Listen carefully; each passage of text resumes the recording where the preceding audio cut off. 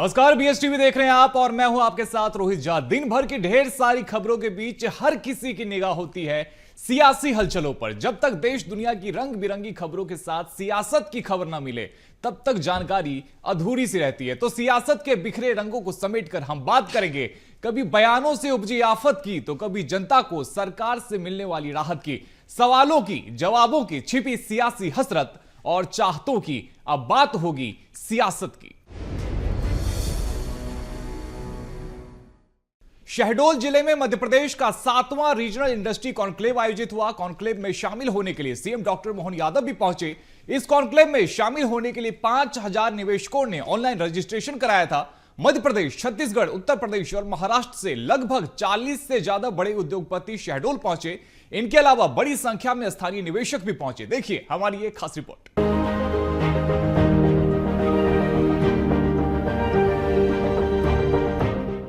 शहडोल में आयोजित 7वीं regional industry conclave में 32,000 करोड़ से ज्यादा के निवेश के प्रस्ताव मिले हैं। इससे 31,000 से ज्यादा लोगों को रोजगार मिलेगा।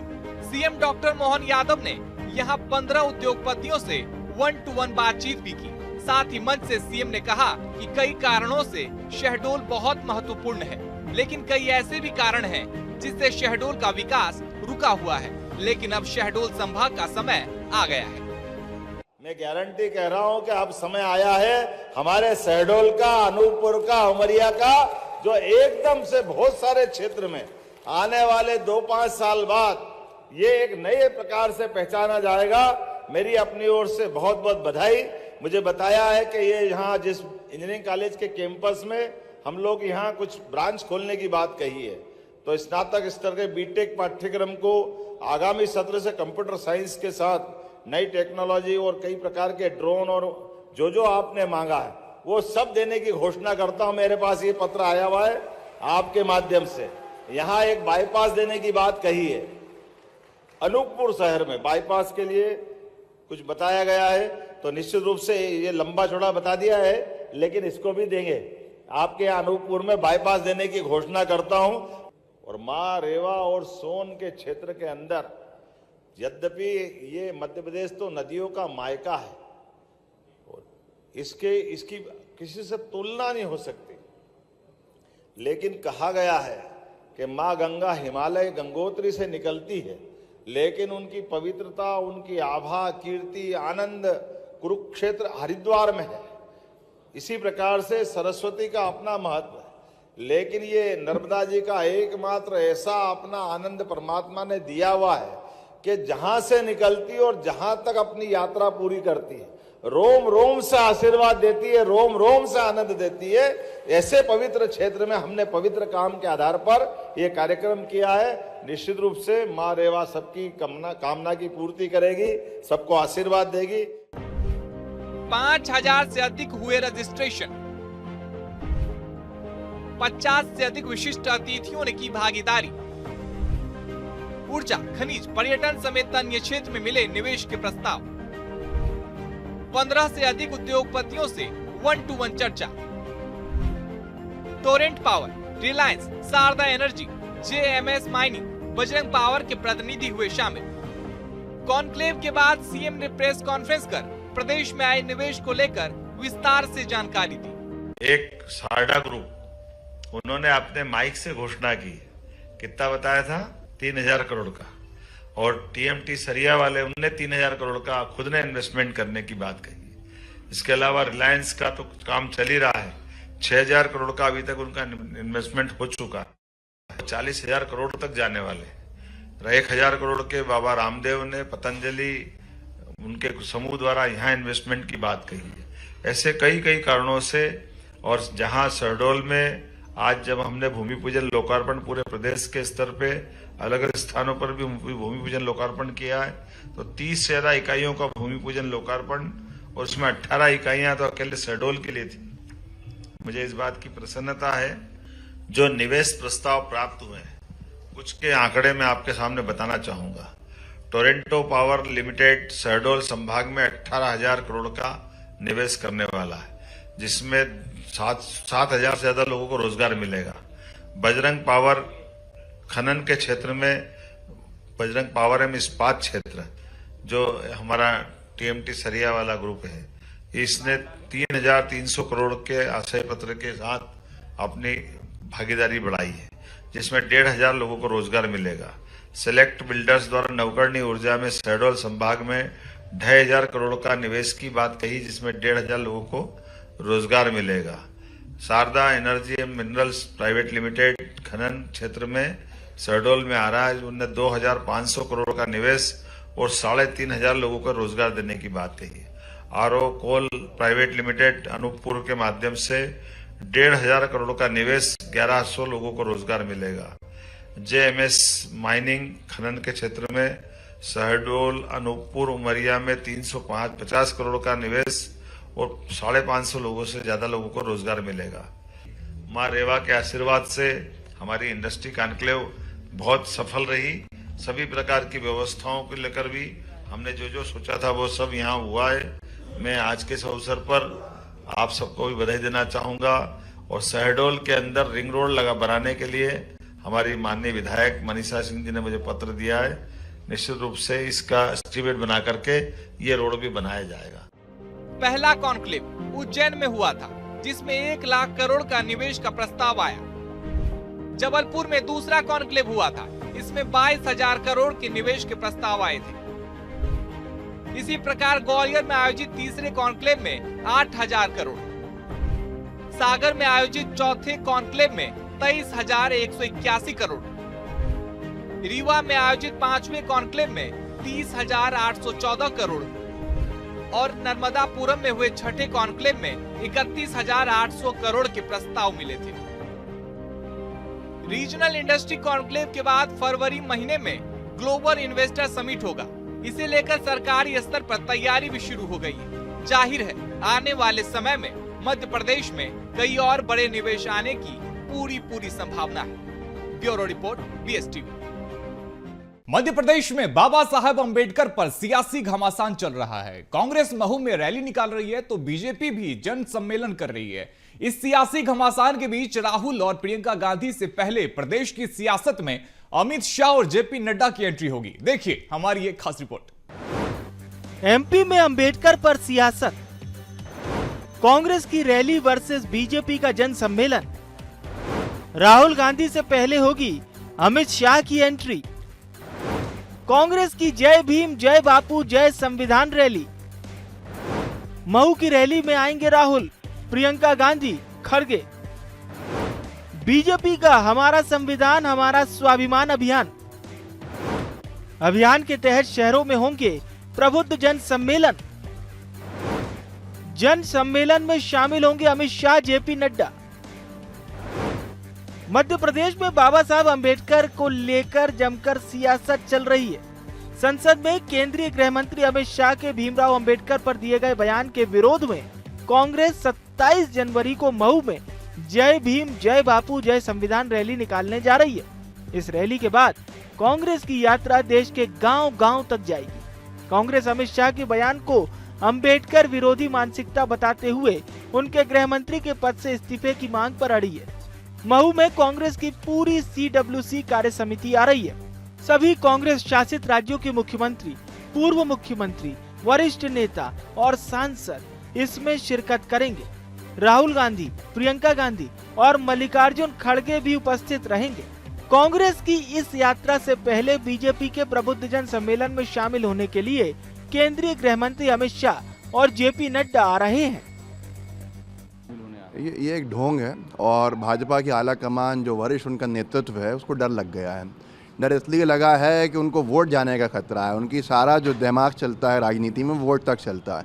अगर वाकई में संविधान का और बाबा साहब का सम्मान करते तो शायद आज इसकी ज़रूरत नहीं पड़ती कि वो संसद में दिए गए भाषण पे अपने माफ़ी मांग लेते। संसद में अपमान करते हैं और बाहर कार्यक्रम करते हैं। कार्यक्रम किस लिए कर रहे हैं? क्योंकि राहुल गांधी जी के कार्यक्रम से, हमारी रैली से डर लग गया है। सिर्फ और सिर्फ डर है, इसलिए सम्मान करने का एक ढोंग दिखा रहे हैं। लेकिन बीजेपी के किसी भी नेता ने इतना साहस नहीं दिखाया। जब अमित शाह जी ने पूरे भरे सदन में बाबा साहब का अपमान किया तो उसके ऊपर कोई खेद प्रकट कर लेता। तो ये आंसू दिखाने की और हैं, कुछ और चीज़ें अंदर हैं। सब कुछ दिख रहा है, जनता बड़ी समझदार है। बीजेपी 25 जनवरी को भोपाल में हमारा संविधान हमारा स्वाभिमान अभियान के तहत प्रबुद्ध जन सम्मेलन आयोजित करने जा रही है। इस जन सम्मेलन में शामिल होने के लिए अमित शाह भी आ सकते हैं। इसके साथ ही जेपी नड्डा जबलपुर में आयोजित होने वाले कार्यक्रम में शामिल हो सकते हैं। हालांकि अभी बीजेपी के केंद्रीय नेतृत्व की ओर से सम्मेलन की तारीख तय नहीं की गई है। बीजेपी ने कांग्रेस की रैलियों पर निशाना साधा और कहा कि संविधान का अपमान करने का काम तो कांग्रेस के नेताओं ने किया। कांग्रेस ने सरकार में रहते हुए इस वर्ग के लिए कुछ नहीं किया। महू की जन्मस्थली को भी बीजेपी सरकार ने विकसित करने का काम किया। देखिए, जहाँ तक इसका सवाल है, हमारा संविधान हमारा स्वाभिमान, ये एक सत्य है और इस पे हमारा अभियान चल रहा है। क्योंकि जिस तरह से संविधान का माहौल ये विपक्षी दल, खासकर कांग्रेस पार्टी और इनके सब नेता राहुल गांधी उड़ाते आ रहे हैं, तो ये सम्मेलन और ये प्रबुद्ध जन यात्रा करना बहुत ही ज़रूरी हो जाता है। क्योंकि जनता के बीच जनता को इस चीज़ का विश्वास दिलाना आवश्यक हो जाता है कि संविधान ही मूलभूत है और उसी के अनुसार ये देश चलेगा। जिस तरह से राहुल गांधी ने कल जो अपना वक्तव्य दिया कि भारत के अगेंस्ट वो अपनी लड़ाई जारी करना चाहते हैं, तो ये उनकी मानसिकता दिखा रहा है। प्रदेश में बाबा साहब अम्बेडकर पर सियासत जारी है। कांग्रेस और बीजेपी एक दूसरे पर वोट की राजनीति करने का आरोप लगा रहे हैं। कांग्रेस की माने तो बीजेपी सरकार में संविधान खतरे में है, जबकि बीजेपी की माने तो कांग्रेस सरकार के दौरान बाबा साहब अम्बेडकर का अपमान किया गया था। दोनों ही पार्टियां इसको लेकर विशेष अभियान चला रही हैं। सभी जनता के बीच अपनी उपलब्धियों और कामयाबी को गिनाने का काम कर रहे हैं। लेकिन इसी बीच सियासत और वार पलटवार का दौर भी लगातार जारी है। BSTV के लिए भोपाल से मनोज राठौर की रिपोर्ट। बात सियासत की में बात कर लेते हैं मध्य प्रदेश की, जहां बीजेपी का अगला प्रदेश अध्यक्ष कौन होगा, ये सवाल बना हुआ है। अध्यक्ष के चुनाव की प्रक्रिया के बीच भोपाल से लेकर दिल्ली तक कई नेताओं ने अपनी जमावट भी शुरू कर दी है। लेकिन बीजेपी में किसकी लॉटरी खुलेगी, ये किसी को पता नहीं होता। हाईकमान की पहचान अब सरप्राइज कार्ड खेलने के तौर पर बन गई है। देखिए हमारी ये खास रिपोर्ट। प्रदेश बीजेपी अध्यक्ष के कई दावेदार, एक अनार 100 बीमार। किसे मिलेगी MP बीजेपी की कमान? बीजेपी का सरप्राइज कार्ड, फॉर्मूला का होगा खेल। नए नाम पर मंथन, रिपीट पर चिंतन। मध्य प्रदेश में बीजेपी के नए प्रदेश अध्यक्ष पद के लिए हलचलें तेज हैं। पार्टी में चुनावी संगठन की प्रक्रिया जारी है। संगठन के चुनाव के तहत बूथ, मंडल और जिला अध्यक्षों के चुनाव हो चुके हैं। अब बारी है बीजेपी प्रदेश अध्यक्ष की। वर्तमान प्रदेश अध्यक्ष BT शर्मा अपने 2 कार्यकाल पूरे कर चुके हैं। अगले महीने फरवरी तक बीजेपी को नया राष्ट्रीय अध्यक्ष मिलेगा। जेपी नड्डा भी अपने 2 कार्यकाल पूरे कर चुके। संगठन के प्रोग्राम के चलते इसी महीने बीजेपी को प्रदेश अध्यक्ष मिल जाएगा। ये अध्यक्ष नए होंगे या फिर संगठन पुराने को रिपीट करेगा, इसका कुछ दिनों में पता चल जाएगा। वैसे बीजेपी अब सरप्राइज कार्ड खेलने के लिए जानी जाने लगी है। बीजेपी के फैसलों के आगे राजनीतिक पंडितों, विशेषज्ञों और जानकारों का कयास भी फेल हो जाता है। प्रदेश बीजेपी अध्यक्ष के नाम को लेकर बीजेपी प्रवक्ता कर्नल ईशान बता रहे हैं कि बीजेपी संगठन चुनाव की प्रक्रिया चल रही है, किसी तरह की खींचतान नहीं हो रही है। एक प्रक्रिया के तहत सभी चुनाव संपन्न हो रहे हैं। प्रदेश अध्यक्ष के चुनाव के लिए भी केंद्रीय मंत्री धर्मेंद्र प्रधान को जिम्मेदारी दी गई है। समय पर प्रदेश अध्यक्ष के नाम का पता चल जाएगा। नहीं, ये खींचतान तो मीडिया ने चलाया और जिस तरह का चलाया खींचतान, किसी तरह की कोई खींचतान किसी भी चुनाव में संगठन में भारतीय जनता पार्टी में नहीं होती है। सभी से रायशुमारी करके और सभी के सहयोग के साथ ही सभी अध्यक्ष बनाए गए हैं, जिला अध्यक्ष। और आने वाले समय में प्रदेश अध्यक्ष का भी चुनाव होना है। इस पे भी धर्मेंद्र प्रधान जी को नियुक्त किया गया है चुनाव प्रभारी, और वो आएंगे और आगे की कार्रवाई उस हिसाब से की जाएगी। तो आप इस तरह की कोई भी भ्रांति किसी को नहीं होनी चाहिए कि किसी भी तरह की खींचतान अध्यक्ष जिला अध्यक्षों के चुनाव में थी या किसी भी तरह की खींचतान प्रदेश अध्यक्ष के चुनाव में होगी। ये सब खाली कयासबाजी है और कुछ नहीं। फॉर्मूला नंबर 1, CM OBC प्रदेश अध्यक्ष ब्राह्मण बने। इस दौड़ में सबसे आगे पूर्व गृह मंत्री नरोत्तम मिश्रा हैं। चुनाव हारने के बाद भी संगठन में सक्रिय हैं। वो न्यू ज्वाइनिंग टोली के संयोजक भी हैं। फॉर्मूला नंबर 2, ओबीसी सीएम प्रदेश अध्यक्ष आदिवासी। इस दौड़ में आदिवासी नेता फग्गन सिंह कुलस्ते, सुमेर सिंह सोलंकी शामिल हैं। फग्गन विधानसभा चुनाव हारकर लोकसभा में जीते।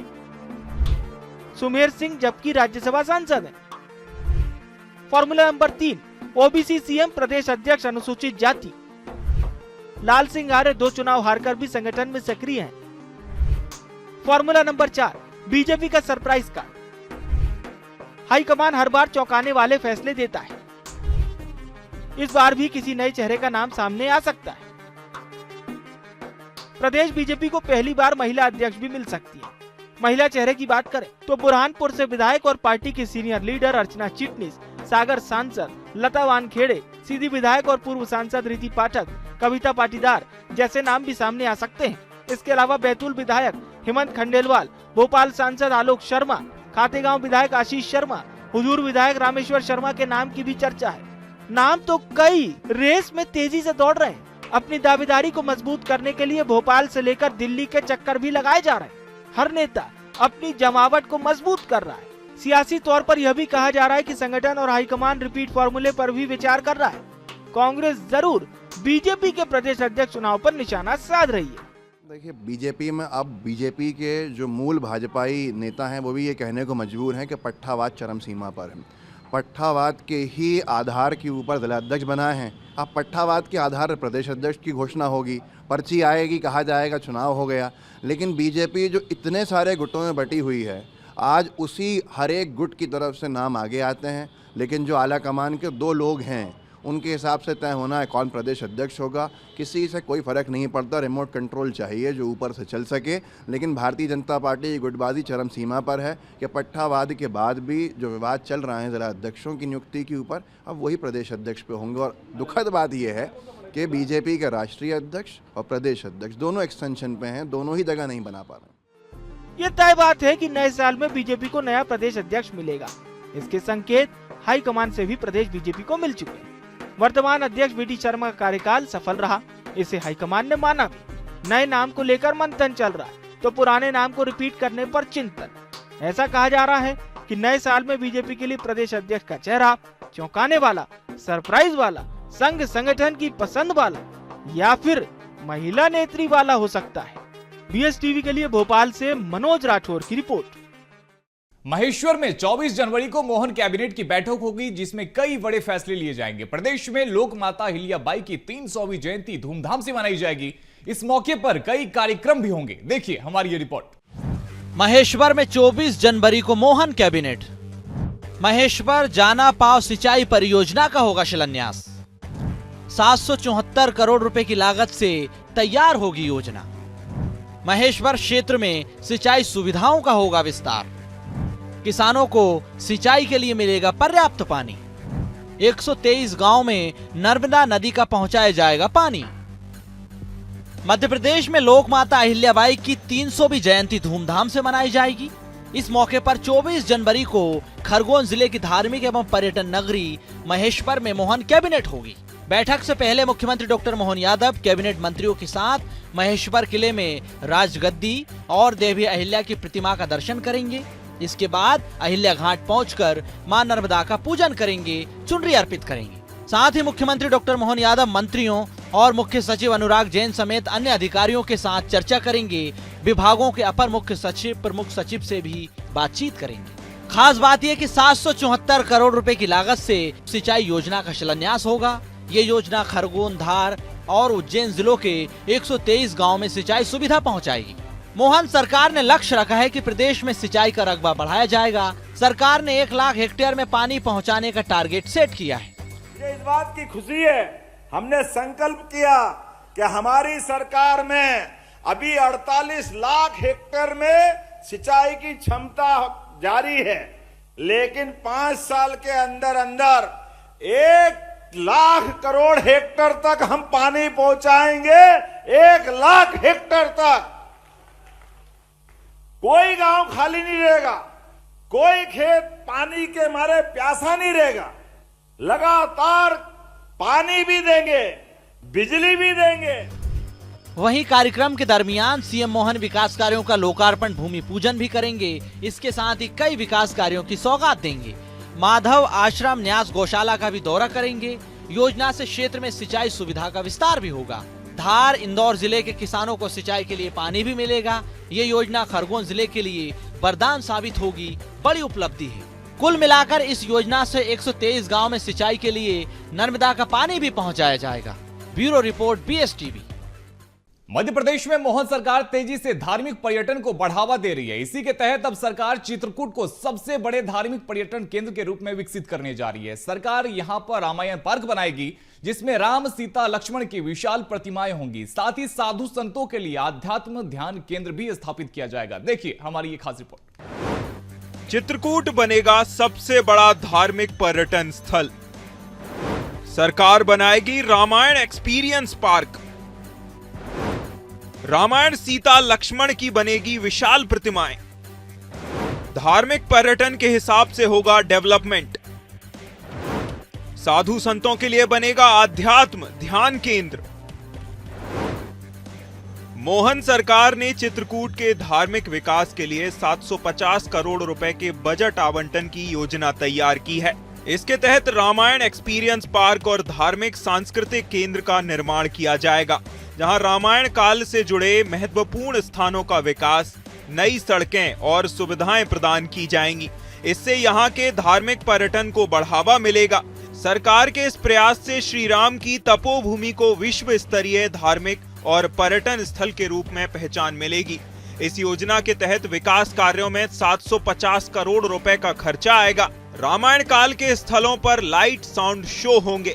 इसमें multi facility centre, traffic command centre, नई सड़कें, मंदाकिनी नदी पर अतिरिक्त ब्रिज जैसे प्रोजेक्ट शामिल हैं। साथ ही तपोभूमि में संतों के लिए आध्यात्म ध्यान केंद्र भी बनाया जाएगा, जहां 1000 संतों के ठहरने की सुविधा होगी। सुविधा युक्त पर्णकुटी भी बनेंगी। यहाँ सांस्कृतिक केंद्र भी होगा। आध्यात्मिक लाइब्रेरी, हर्बल गार्डन और गौशाला भी होगी। राजोला गांव में बनेगा रामायण एक्सपीरियंस पार्क। 80 एकड़ भूमि पर 100 करोड़ की लागत से बनेगा पार्क। श्री राम की 151 फीट ऊंची प्रतिमा की जाएगी स्थापित। पार्क में माता सीता और लक्ष्मण की विशाल प्रतिमा बनेगी। संतों के लिए आध्यात्म ध्यान केंद्र बनाया जाएगा। प्रदेश बीजेपी मीडिया प्रभारी आशीष अग्रवाल ने कहा कि सरकार धार्मिक पर्यटन को बढ़ावा देने के साथ धार्मिक धरोहर का संरक्षण भी कर रही है। चित्रकूट अब विश्व पटल पर अलग पहचान मिलेगी। जो काम चल रहे हैं उसके अलावा चित्रकूट के साथ प्रदेश के दूसरे धार्मिक स्थानों का विकास किया जा रहा है। देखिए, विकास भी विरासत भी ये हमारी सरकारों का मूल मंत्र है। आज़ादी के 75 वर्षों में 50 साल तक जब कांग्रेस की तुष्टीकरणवादी सरकार रही तो उन्होंने कभी सांस्कृतिक अभ्युदय नहीं होने दिया। तो देश की जनता के भावना के अनुरूप ऐसे जितने भी स्थल हैं, जिसमें विशेषकर चित्रकूट अब भारत के दर्शे पर एक विशेष तौर पे अंकित होगा और वहां पे जो जो विकास कार्य छूटे थे उनको पूरा करने के लिए सरकार प्रतिबद्ध है। मंदाकिनी पर नए पुल का होगा निर्माण। नया गांव में 51 करोड़ की लागत से बनेगा ट्रैफिक कमांड सेंटर। राजौला से पीली कोठी मार्ग समेत 4 प्रमुख सड़कों का होगा चौड़ीकरण। मोकमगढ़ किला, सती अनुसुईया आश्रम, गुप्त गोदावरी स्थान का होगा विकास। जानकी कुंड, कादमगिरी परिक्रमा, स्फटिक शिला, मंदाकिनी का होगा विकास। हनुमान धारा में 3750 वर्ग मीटर क्षेत्र में 24 करोड़ से बनेगा मल्टी फैसिलिटी सेंटर। चित्रकूट के विकास के साथ पर्यटकों की सुविधा का भी ध्यान दिया जा रहा है। सरकार की प्लानिंग के तहत मंदाकिनी नदी पर 130 मीटर लंबा पुल बनेगा, जिसमें पैदल यात्रियों के लिए अलग लेन होगी। राघव प्रयाग घाट का 33 करोड़ रुपए से पुनरुद्धार किया जाएगा, जहां वोटिंग और आधुनिक लाइटिंग जैसी सुविधाएं होंगी। परियोजना को धार्मिक महत्व और पर्यटन क्षमता को ध्यान में रखते हुए डिजाइन किया गया है। डीपीआर के तहत शहर में बस स्टॉप, नई सड़कें और पर्यटकों की सुविधा के लिए विशेष इंतजाम किए जाएंगे। प्रोजेक्ट पूरा होने पर यहां धार्मिक पर्यटन को नया आयाम मिलेगा। मध्य प्रदेश सरकार एक और चित्रकूट को धार्मिक पर्यटन स्थल के रूप में विकसित करने जा रही है। इधर सरकार के धार्मिक पर्यटन पर विपक्ष ने निशाना साधा है। कांग्रेस का आरोप है कि बीजेपी सरकार में विकास के नाम पर भ्रष्टाचार हो रहा है। देखिए क्या है, भारतीय जनता पार्टी की सरकार कमीशन के लिए कमीशन के द्वारा सरकार है। प्रभु श्री राम का चरित्र जो है उसको आगे बढ़ाया जाना चाहिए, उसे भाजपा के मंत्रियों को, सरकार में बैठे लोगों को और अधिकारियों को पढ़ाया जाना चाहिए, सिखाया जाना चाहिए, क्योंकि परिवहन घोटाले को अंजाम देकर अगर राम की कितनी भी बड़ी मूर्ति बना देंगे उसका मैसेज जनता में प्रॉपर नहीं जाएगा। प्रदेश के धार्मिक स्थलों के विकास के साथ मोहन सरकार की कोशिश है कि युवाओं को ज्यादा से ज्यादा रोजगार मिल सके। इसके लिए सरकार धार्मिक पर्यटन को बढ़ावा दे रही है। इससे स्थानीय स्तर पर लोगों को रोजगार मिलेगा। हालांकि विपक्ष इसी विकास को लेकर बीजेपी पर आरोप लगा रहा है। विपक्ष अपना काम कर रहा है तो सरकार भी अपनी गति से धार्मिक पर्यटन को बढ़ावा दे रही है। BSTV के लिए भोपाल से मनोज राठौर की रिपोर्ट। तो फिलहाल बात सियासत की में मेरे साथ इतना ही। मध्य प्रदेश और छत्तीसगढ़ की तमाम बड़ी खबरों के लिए आप देखते रहिए BSTV। धन्यवाद।